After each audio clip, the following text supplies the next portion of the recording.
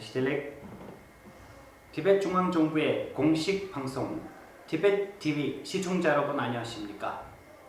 티베트 중앙정부는 올해 진행해온 14대 달라이라마 전자님에 대한 감사의 해라는 행사의 일환으로 국제관계부 즉 외무부는 이번 주에 달라이라마 송하의 4가지 주요 원력에 대한 사전 녹화된 토크 시리즈를 개최하고 있습니다.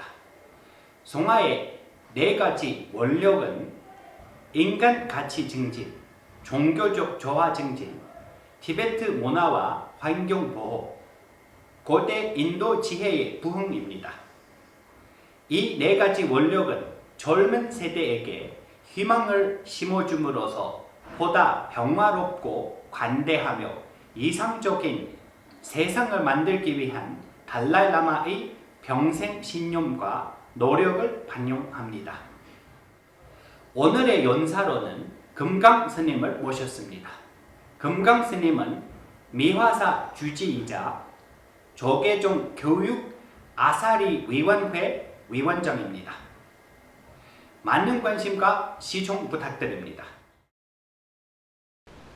저는 대한민국의 해남 미황사에 살고 있는 금강이라고 합니다. 달라이라마 존자님을 한국에 모시기 위해서 한 5년 동안 노력을 했습니다. 그런데 이제 존자님께서 연세도 많으시고 또 코로나19라고 하는 세계적인 큰 환란으로 인해서 그 이동이 제한되고 또 한국으로 모시기에는 너무 이제는 죄송스러운 것 아닌가 생각이 들어서 이제 방한 추진위는 멈추고 다람살라로 여러 차례 법문을 들으러 다녔습니다. 언제나 한국인들을 위해서 1년에 한 번씩 법회를 열어주어서 늘 감사하게 생각을 합니다. 늘 법회 하실 때마다 가장 첫 번째로 말씀하시는 부분이 이 지구상에 70억 인구가 있는데 고통을 좋아하는 사람은 아무도 없다. 모두가 행복하길 원한다. 는 말씀은 늘 서두에 하시는 것을 들었습니다. 모두가 행복하게 살게 하기 위해서 존자님께서는 늘 법문을 하십니다. 보리심을 기르라. 또 지혜를 기르라. 그러기 위해서는 수행을 해라 하는 말씀을 하십니다. 저는 이곳 한국에서 초등학생들, 중학생들, 고등학생들, 학생들을 많이 대하고 그 학생들에게 강의를 많이 하고 있는 편입니다. 학생들에게 그런 이야기를 합니다. 행복하고 싶은가? 예. 우리가 행복하고 싶다면 행복한 행동이나 말이나 마음을 그렇게 써야 된다. 만약에 동쪽으로 가고 싶은 사람이 동쪽으로 발걸음을 옮기지 않고 서쪽으로 발걸음을 옮긴다면 그 사람은 영원히 동쪽을 만날 수가 없다. 그래서 동쪽으로 가고 싶으면 동쪽으로 가듯이 행복하고 싶으면 행복한 그런 행동들을 해야 된다. 그리고 나 혼자만의 행복이 아니라 나의 주변에 있는 모든 사람들에게까지 행복한 환경을 만들도록 노력을 해야 진짜 행복이 이루어진다고 저는 이야기를 하고 있습니다. 그 키는 달라이라마 존자님께서 늘 사람들은 행복해야 된다 하는 그것으로 인해서 저는 그걸 가슴에 품고 사람들에게 그러면 어떻게 하면 행복하게 할 수 있을 것인가 생각을 합니다.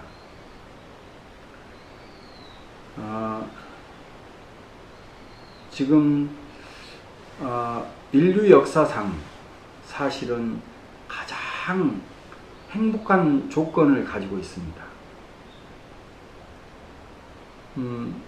어디 이동을 하더라도 예전에는 걸어 다니거나 또 뭐 마차를 이용하거나 그랬지만 지금은 차량을 이용하거나 또 기차를 이용하거나 비행기를 이용하거나 지금은 최첨단의 그런 교통수단이 발달되어졌습니다. 그리고 또 멀리 있는 사람과 대화를 나누는 것도 보고 싶은 사람도 바로 볼 수 있도록 스마트폰이라고 하는 게 만들어져서 전화로 목소리도 듣고 또 얼굴도 볼 수 있는 화상 그런 통화도 가능합니다. 그러니까 사람들이 궁금하고 어렵게 생각하는 수많은 것들이 지금 20세기, 21세기 들어와서 과학 문명이 발달하면서 사람들이 누릴 수 있는 최대한의 그런 행복을 누릴 수 있는 조건들이 다 만들어졌습니다. 먹고 싶은 음식도 마찬가지고요. 그래서 지금 지구상에 살고 있는 사람들은 그 옛날 사람들과 비교하자면 가장 편리한 속에서 가장 풍요로운 속에서 살고 있다고 할 수 있습니다. 물론 더 어려움에 처해 있는 분들도 있고 또 비교하자면 정말 그 말도 안 되는 그 어려움도 있을 수 있지만요. 그래도 여러 가지 먹는 것, 식량 문제만 하더라도 굉장히 풍요로운, 잘 나누지 못해서, 지혜롭지 못해서 그렇지 사실은 조건으로 보자면 최고의 조건을 가지고 있습니다. 그런데 지금의 사람들이 한 100년 전의 사람들보다 행복하는 그 행복의 지수는 훨씬 더 떨어진 거 아닌가 이런 생각을 합니다. 제가 살고 있는 이 한국은 더 심한 사회입니다. 남북 간의 그 교류가 완전히 끊겨져 있는 철조망으로 가로막혀져 있는 그런 그 국가이고요. 또 그러다 보니까 사상적으로 대립 갈등이 심하고 또 그것을 여파로 인해서 그 남한의 각 지역 갈등도 심하고 계층 간의 갈등도 아주 심한 사회가 됐습니다. 그래서 오히려 인류 역사상 가장 행복할 수 있는 좋은 조건을 가지고 있으면서도 굉장히 행복하지 못하다고 각각의 사람들이 느끼고 있고 실제로 이 귀중한 삶을 버리고 자살하는 사람들까지 굉장히 많이 늘고 있습니다. 그래서 이 사람들이 이렇게 좋은 조건 속에서 행복할 수 있는 방법은 뭘까 늘 생각을 합니다. 지혜로운 큰 스승들이 없어서 그렇다 생각을 합니다. 그래서 늘 저는 부처님의 그 제자가 되어서 이 사람들을 행복하게 못하고 있다고 하는 것에 대해서 늘 스스로 살펴보면서 부족하다고 생각을 합니다. 그래도 그 그런 큰 스승들의 그런 가르침, 또 부처님의 가르침들을 어떻게든지 전하고, 스스로 너는 최고의 행복의 조건을 가지고 있어. 그러니 충분히 행복할 수 있어. 비교하지 마라. 그런 이야기를 자꾸 합니다. 또 전자님께서는 늘 나를 힘들게 하는 사람들, 또 어려운 사람들을 위해서 늘 자비심을 갖고, 또 용서하는 마음을 갖고, 관용하는 마음을 갖고 그런 말씀들을 하십니다. 제가 전자님을 처음 뵀을 때는 저 일본에서 뵀는데요.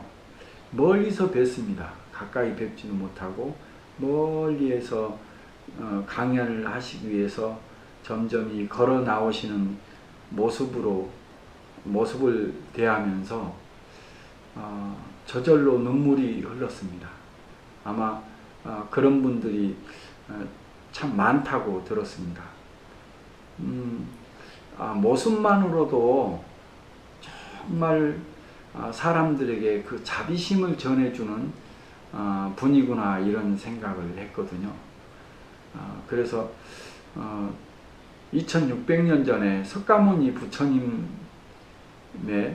그 제자들을 또 생각을 해봤습니다. 2600년 전에 그 석가모니 부처님 가까이에 있었던 그 제자들이 참으로 부럽다, 이런 생각이 들었습니다.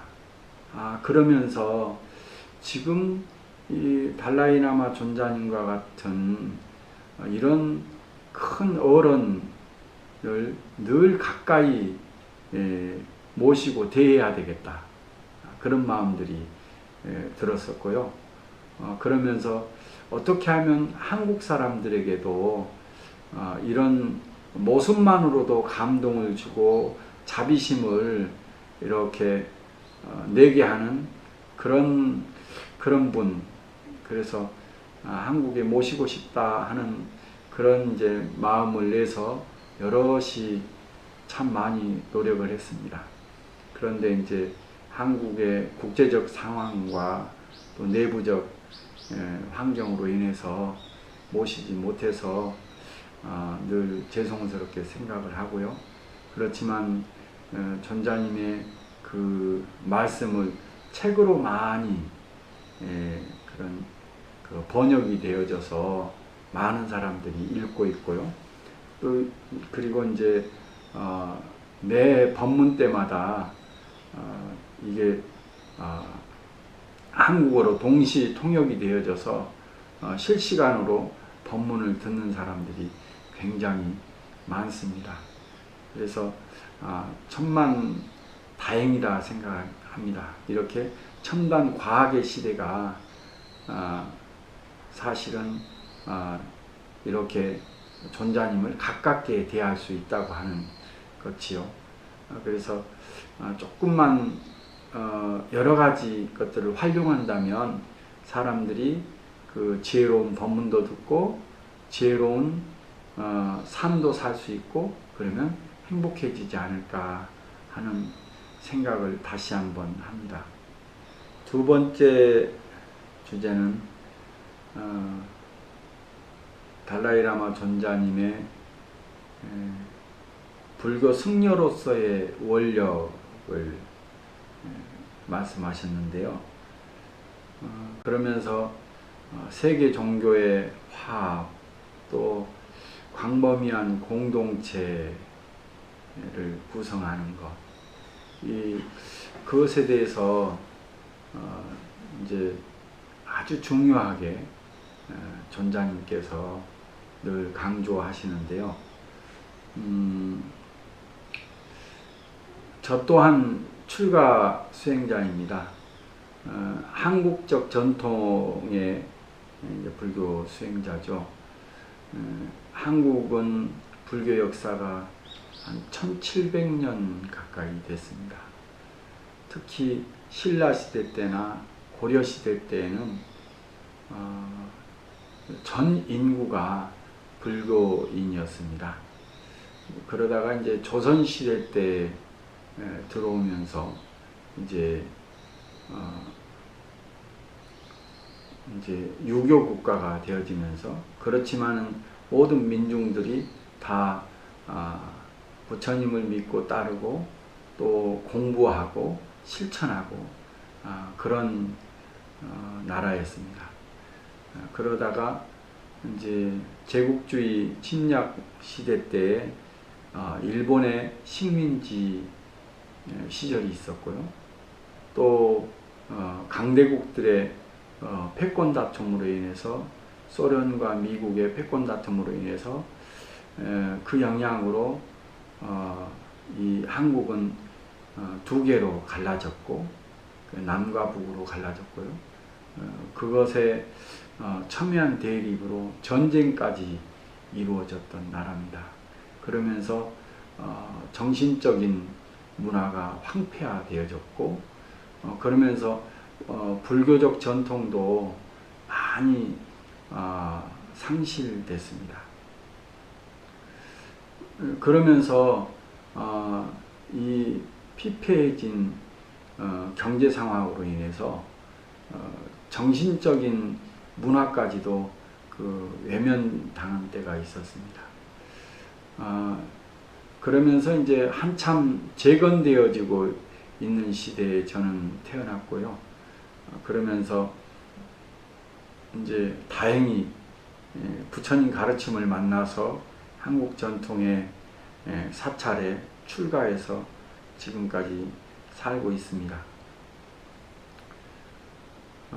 그러면서 이제 한국의 수행자로서 서원을 세웁니다. 아침마다 저는 이런 서원을 세우는데요. 거룩한 삼보가 저의 가슴 속에 있음을 알고 삼보를 실현하기를 서원합니다. 사물을 깊이 있게 관찰하면서 마음 모아 숨쉬고 미소 짓기를 서원합니다. 자비와 연민을 기르고 기쁨과 평정의 수행을 하고 중생들의 고통 이해하기를 서원합니다. 아침에 한 사람을 기쁘게 해주고 저녁에 한 사람의 슬픔을 덜어주기를 서원합니다. 단순하고 맑은 정신으로 살면서 적은 소유로 만족하고 몸과 마음의 건강을 지키기를 서원합니다.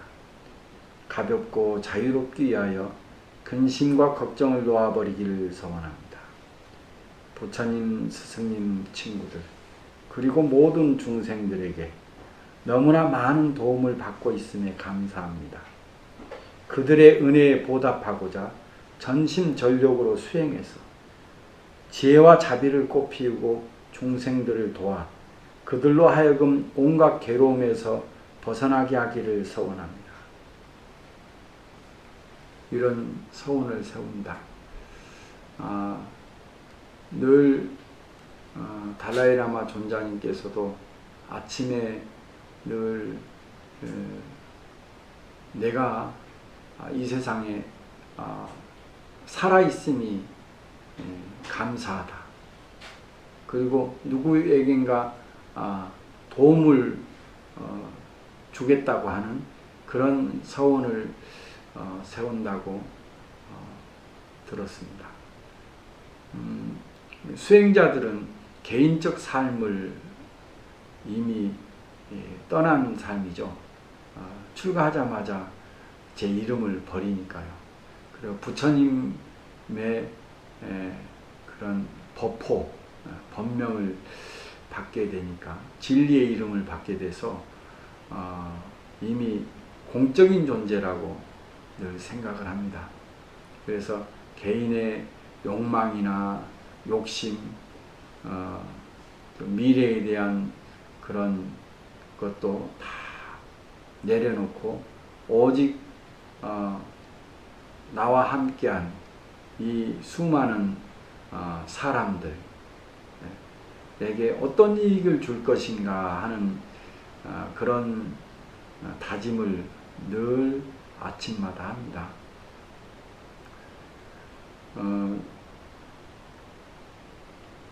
존자님께서는 이 자연 환경에 대해서 여러 번 말씀하시는 걸 들었습니다. 이 환경의 파괴로 인해서 점점 지구가 어려워지고 있다. 그래서 이 지구상에 살고 있는 이 생명들을 보호하기 위해서는 환경 파괴를 멈추라. 그리고 정말 적게 어떤 물품들을 사용하고 조심스럽게 이용해야 된다고 하는 말씀을 들었습니다. 이것은 아마 큰 마음이지 않을까 생각이 듭니다. 이 지구상에 있는 모든 생명이 있는 것들을 보듬는 그런 마음이라고 생각합니다.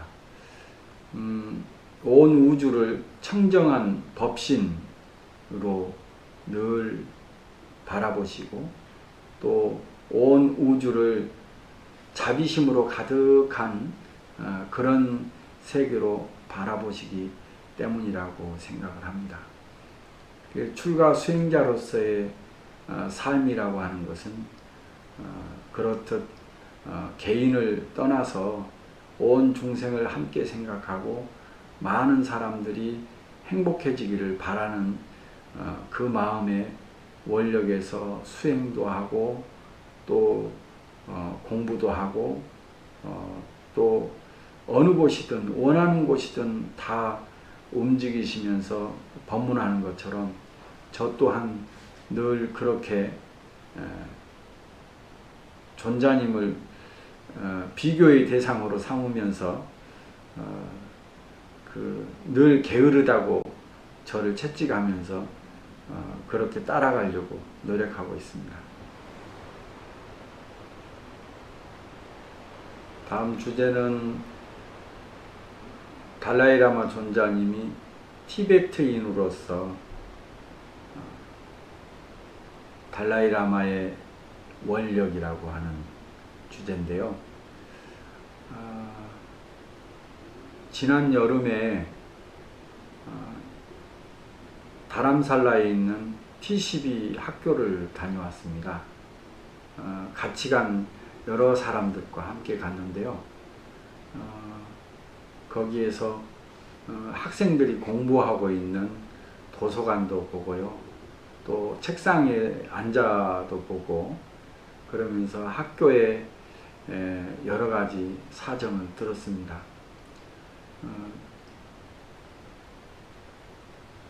티벳이라고 하는 나라에서 인도로 망명을 오면서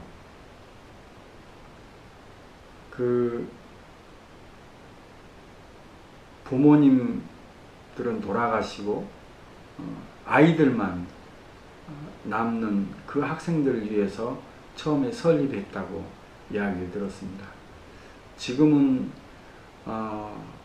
이제 티벳 땅을 벗어나서 멀리 인도에서 살지만 티벳의 언어들, 문화들 이게 사라지면 안 된다 해서 전 세계에 있는 티베트인들이 학생들을 T12로 보내서 티벳의 교육 전통을 그대로 잇는 교육을 받는다고 들었습니다. 한국도 또한 그런 짧지만 그런 시대가 있었습니다. 식민지 시대 때 언어를 사용하지 못하게 된 때가 있었죠. 문화도 마찬가지고요. 그래서 언어와 문화가 정말 소중하다고 생각을 합니다. 그리고 달라이라마 존자님께서 가끔 그런 이야기를 합니다. 티베트 언어가 없어진다면 티베트어로 된 부처님 경전들, 논서들, 이 수많은 경전들, 그리고 나란다 대학의 전통을 그대로 잇고 있는 이 불교학의 그 부처님의 아주 심오한 이 가르침들을 다 못 보게 되는 그런 시대가 된다. 이 보물이 있으면서도 보물을 모르는 때가 된다. 그러니 이 티베트가 없어진다면 티베트 불교 대장경을 볼 수 없게 되어지니까 반드시 이 티베트어가 계속 사람들에게 이어져야 된다고 하는 그런 말씀을 들었습니다. 그 언어와 문화, 그것을 전승하고 그것을 개성하기 위한 그런 말씀에는 그 귀중한 부처님의 말씀이 살아있기를 바라는 마음이라 저는 그렇게 받아들였습니다. 다녀와서 한국 사람들 몇몇이 모여서 이 T12 학교가 없어지지 않도록 우리가 조금이라도 돈을 모아서 도움을 주자 해서 T12 사랑과 자비를 자비에 실천하는 그런 모임을 만들었습니다. 그런데 이제 이번에 코로나19로 인해서 학생들이 있는데 의료 부분이 굉장히 취약하겠다는 생각이 들었습니다. 그래서 갖가지 의약품을 보내주려고 하고 마스크, 그 다음에 코로나 진단 키트 이런 것들을 보내주려고 노력하는데 여러 가지 항공 우편이라든지 이런 게 잘 안 돼서 못하고 있습니다. 이제 그래도 재정은 보내지고 있어서 다행이라고 생각을 하고 있는데요. 그래서 이 T12 학교가 반드시 잘 유지됐으면 좋겠다 하는 첫 번째 바람이고요. 그리고 티베트가 늘 개성되어져서 부처님의 가르침이 고스란히 남아있는 티베트 대장경과 나란다 대학의 수많은 논서들이 지금 현대어로 잘 번역이 되어지고 그래서 많은 사람들에게 지혜의 가르침이 확대되어졌으면 좋겠다 생각을 합니다. 저는 한국 사람입니다. 한국에도 8만 대장경이 지금까지 내려오고 있고요. 그런데 한문으로 되어져 있죠. 그걸 요즘에는 다 한글화 되어졌고 또 컴퓨터로 다 볼 수 있도록 전산화 되어졌습니다. 그걸 활용해서 많은 사람들이 공부하고 있고요. 저는 이제 그런 부처님의 가르침이 한글화 되는 것에 대해서 저 또한 그 T12를 보면서 노력을 하고 있고요. 특히나 이제 한국은 하루에 한 30명 정도가 그런 자기 스스로 자살을 하는 그런 이제 사회가 갈등이 아주 심한 사회가 됐습니다. 그래서 어떻게 하면 그 평화롭고 행복한 사회가 될 것인가에 대해서 노력하고 또 지구상에서 오히려 티벳은 또 티벳 사람들은 존자님 같은 큰 그런 어른이 계셔서 그 가르침을 받들어서 잘 그래도 행복하게 또 자부심 가지고 산다고 생각을 합니다. 그런데 한국 사회는 오히려 지구상에서 더 수행이 필요한 시대라고 필요한 곳이라고 생각을 합니다. 그래서 이 사람들을 위해서 존자님처럼 원력을 세운다면 한국 사람들이 다 수행자가 됐으면 좋겠다 하는 바람입니다. 누구나 완전하지는 못하죠. 눈에 보이는 것에 따라서 분별하고 차별하고 욕심을 내기 마련입니다. 그 욕심에 쫓아가는 것도 당연하고요. 그런데 그 욕심의 끝은 결코 행복으로 가는 길이 아니라고 하는 것을 분명히 누군가는 가르쳐 줘야 된다고 생각이 들고, 또 말로써 가르침 가지고는 안 된다고 생각합니다. 그래서 행동으로서, 모습으로서 모습을 보여줬을 때 비로소 사람들이 믿고 따르게 되는 것이죠.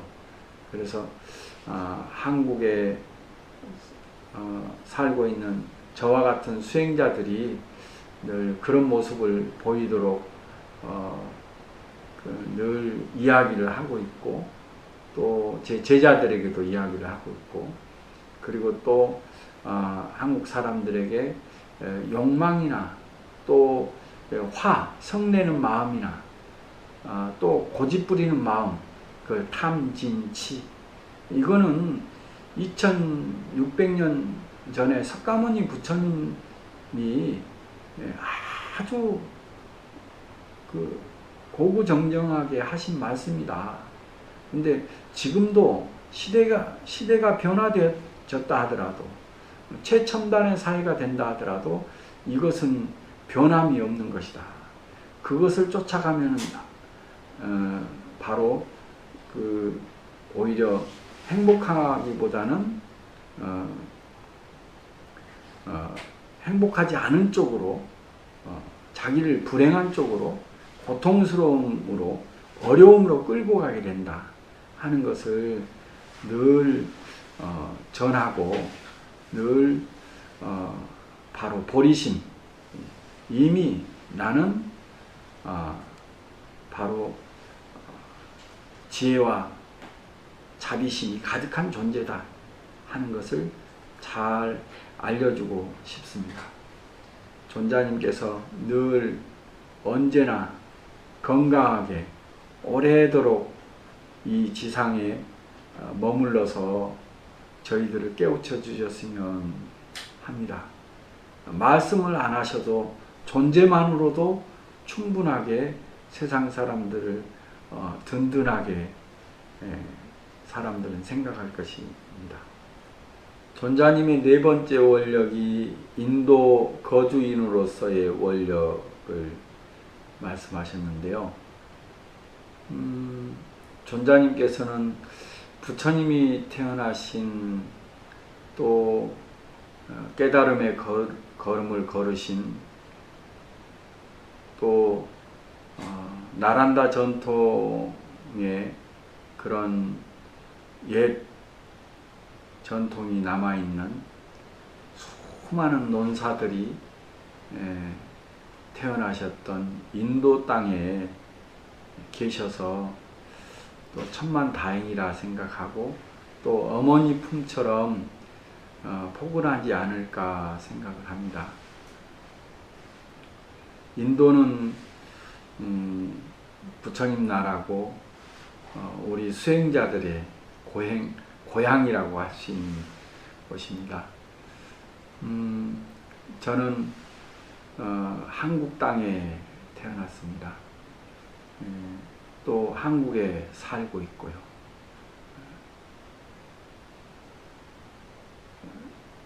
제가 좋아하는 곳에 태어나서 살고 있다고 생각을 합니다. 그런데 한국 사람들이 이 굉장히 최근세의 역사가 굉장히 격동적이고 굉장히 변화가 많은 나라였습니다. 전쟁 이후로 이 가난을 극복하기 위해서 굉장히 노력을 했고 큰 그 산업적 성과를 이루었죠. 그래서 아시아뿐만이 아니라 세계에서도 굉장히 그 선진국 대열에 들어온 나라인데요. 그와 동시에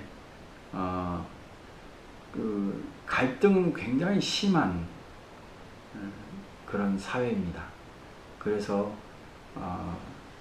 자살률도 높고 그 다음에 또 산업재해를 인해서 죽는 사람들도 많고 또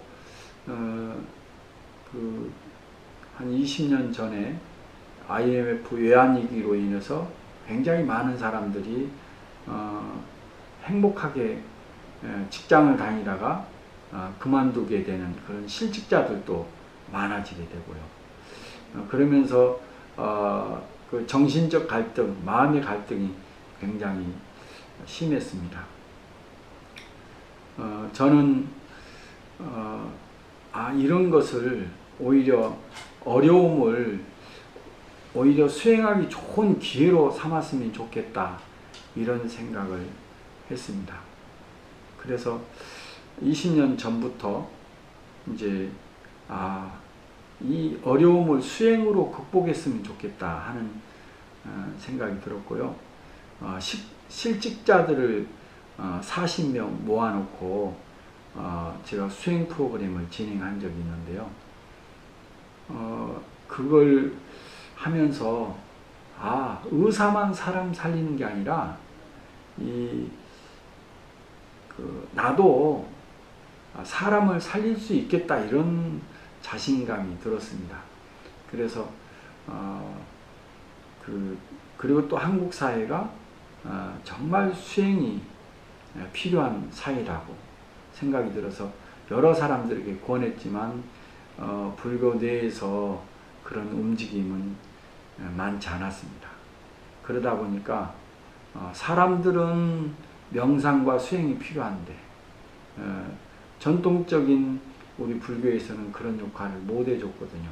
그러다 보니까 온갖 그 수행의 방법들이 또 심리치료 방법들이 한국 사회에 이제 많이 들어와서 사람들을 위로하고 또 치유하는 그런 역할을 하고 있습니다.